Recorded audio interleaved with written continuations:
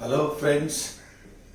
कल आम बजट है और मेरे को लगा कि आम बजट के बारे में और स्टॉक मार्केट से कैसे उसका लिंकेज है, इस रहस्य को थोड़ा सा उसका पर्दा हटाया जाए। तो मैं आपके सामने उपस्थित हूँ इस पर्दा को हटाने के लिए। तो बजट डिवीजन होती है जो बजट बनाती है और नॉर्मली अक्टूबर से वो अपना काम शुरू कर देती है। और revenue secretary, expense secretary, NITI Aayog, ये सब मिल करके हमारे बजट का निर्माण करते हैं। इसके पहले सारे स्टेक होल्डर से उनकी बातचीत होती है, सारे मंत्रालयों से बातचीत होती है, सारे स्टेक होल्डर्स, सारे इंडस्ट्रियलिस्ट लोग होते हैं, उनके साथ उनसे पर चर्चा होता है।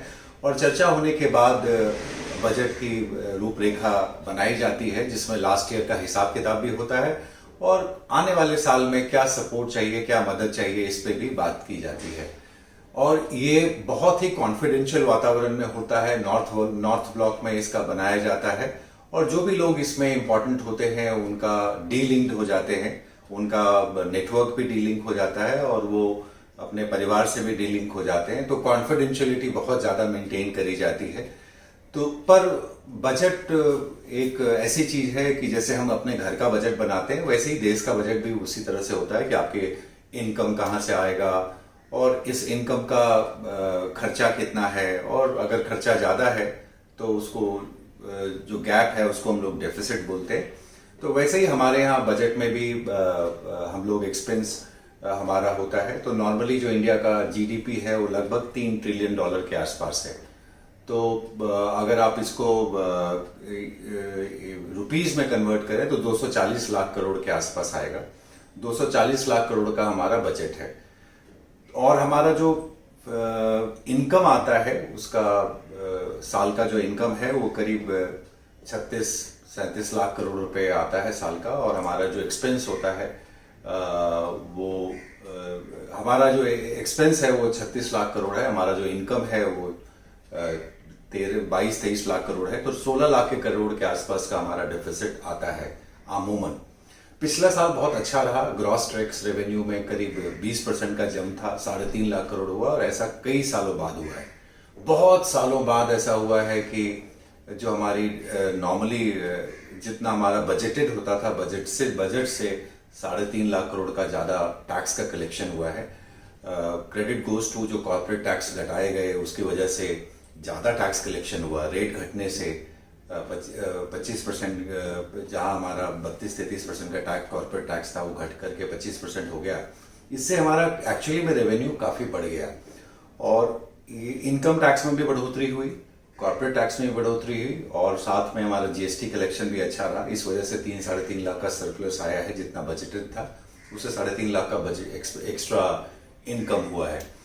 तो बहुत सालों बाद ये चीज़ें हुई है। नॉर्मली हमारी बहुत बड़ी कंस्ट्रेंट होती थी कि कैसे किया जाए। हालांकि हमारा फिस्कल डेफिसिट कोई कम नहीं हो पाया। उसकी वजह जो हमारा डिसइन्वेस्टमेंट का टारगेट था 1,70,000 करोड़ का, वो करीब 50,000 करोड़ ये भी हो पाया है। और जो हमारी सब्सिडी थी उसमें भी 1,00,000 करोड़ का ज़्यादा चला गया है। तो जो एक्चुअली में ज़्यादा टैक्स कलेक्शन हुआ इन दोनों वजहों से वो उतना फायदा नहीं दे पाया जितना दे सकता था, सब्सिडी ज़्यादा जाने की वजह से। और दूसरा अपने इन दोनों वजहों से ज़्यादा हमारा फिस्कल डेफिसिट का कंट्रोल थोड़ा कम हुआ है।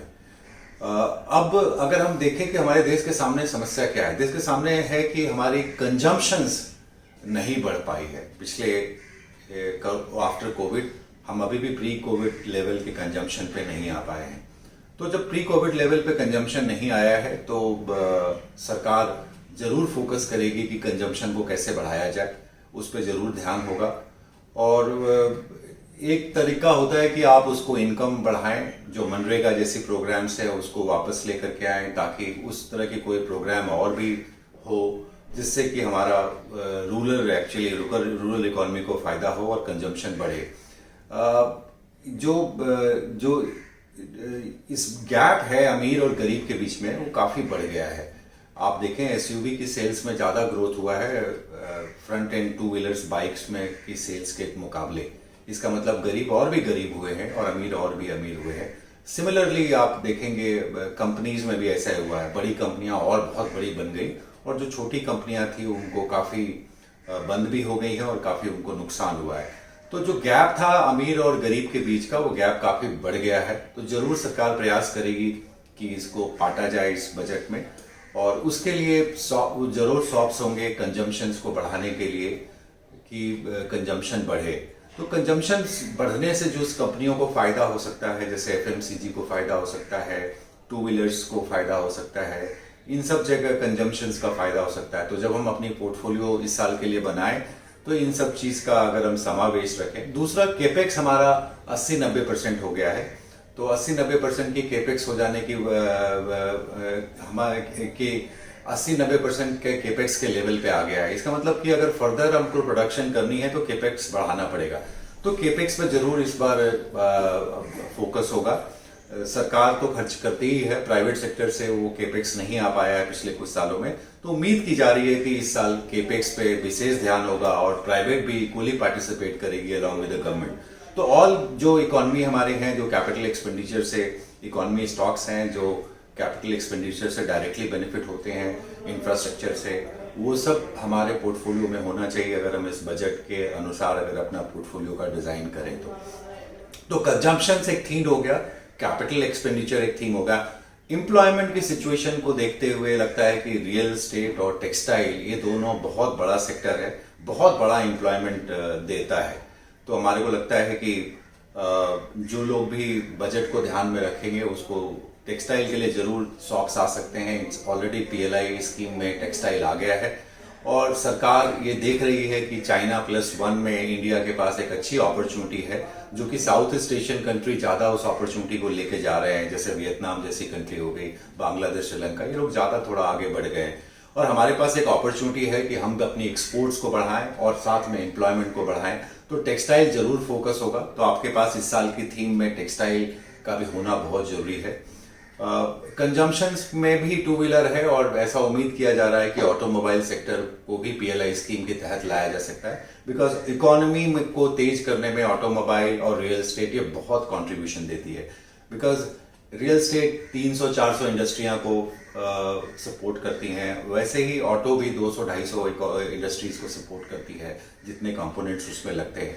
तो मेरे को लगता है कि ऑटो में फोकस थोड़ा होना चाहिए। 4-5 साल से ऑटो सेल्स अच्छे नहीं चल रहे हैं और गवर्नमेंट को जरूर इस बात पे ध्यान होगा कि अगर इकोनॉमी में तेजी लानी है, कंजम्पशन को तेज करना है, तो ऑटोमोबाइल्स के लिए कुछ सॉप्स आ सकता है। तो ऑटोमोबाइल भी हमारी पोर्टफोलियो में होनी चाहिए और साथ में हमारा टेक्सटाइल तो होना चाहिए। टेक्सटाइल का डबल फायदा है, एक्सपोर्ट्स भी आएंगे और साथ में हमारे एम्प्लॉयमेंट भी देगा। और ऐसा इसलिए आपको कोशिश करनी चाहिए कि आपके पोर्टफोलियो में ये सारे हों। तो इन सब चीजों को अगर आप देखेंगे, देखिए एमएससीआई में आने के कारण इक्विटी का जो फॉरेनर्स हमारे इन्वेस्ट करते हैं, एफआईआईज इन्वेस्ट करते हैं, उसका बहुत बड़ी वजह है कि इंडिया एमएससीआई के इंडेक्स में है।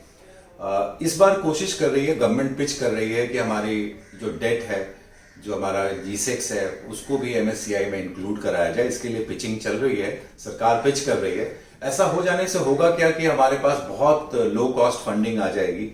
तो अभी जो फंडिंग है उससे काफी नीचे के रेट पे हमारी फंडिंग आ जाएगी।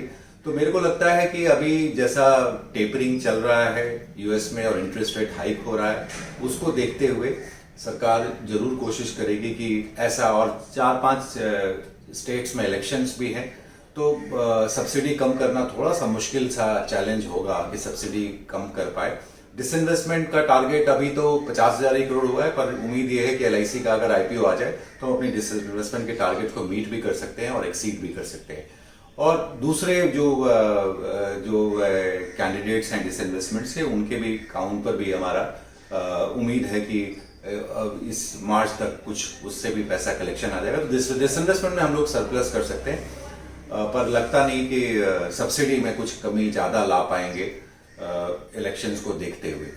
तो इन सब चीजों को अगर हम ध्यान में रखें तो जो सेक्टर्स जो बजट से इम्पैक्टेड हो सकते हैं और जहां फायदा हो सकता है, मैन्युफैक्चरिंग, पीएलआई स्कीम आ जाने के बाद मैन्युफैक्चरिंग पे काफी फोकस बढ़ी है और चाइना +1 में सभी लोग इंडिया की तरफ देख रहे हैं कि इंडिया एक मैन्युफैक्चरिंग हब बन के निकले। हम लोगों ने काफी इस पे आगे डेवलपमेंट करी है, पर इस बार बजट में जरूर फोकस होगा। तो आपका मेक इन इंडिया या जो मैन्युफैक्चरिंग है उसमें जरूर आपका एसआईपी होना चाहिए। वो ऐसे वाले सेक्टर्स में अपना एक एसआईपी होना जरूरी है ताकि आप उसका जो मेक इन इंडिया है उस पर आप फायदा ले पाएं। तो उम्मीद है कि इस साल जो सरकार का अनुमान है कि इस बार 42 लाख करोड़ का एक्सपेंस हो सकता है और इनकम 25 लाख करोड़ होगा और फिस्कल डेफिसिट वही 16 लाख होगा। तो पिछले बार जो हमने सिलसिला शुरू किया पिछले बजट में कि हम लोग फिस्कल डेफिसिट को लेकर के उतने कंसर्न नहीं है, ग्रोथ को लेकर के ज्यादा कंसर्न है, वही सिलसिला इस साल जारी रहना चाहिए। तो ग्रोथ पे काम करेगी, ना कि फिस्कल डेफिसिट से ज्यादा परटर्ब्ड होगी। फिस्कल डेफिसिट तो वही 6-6.5% का है, वो हमने मान बैठे हैं कि भाई वो रहेगा फिस्कल डेफिसिट। अगर हमको ग्रोथ चाहिए तो उतना रहेगा। तो जो सेक्टर सामने आज आपसे डिस्कस किए हैं वो सारे बिल्डर्स के बेनिफिशियरी हो सकते हैं। अगर आपकी पोर्टफोलियो में ये सब हो तो आप जरूर इस साल उसका फायदा ले पाएंगे। उम्मीद है कि बजट के बारे में थोड़ी क्लैरिटी आप लोग को मिली होगी और बजट के हिसाब से अपनी पोर्टफोलियो डिजाइन करने में आपको मदद मिलेगी। Thank you.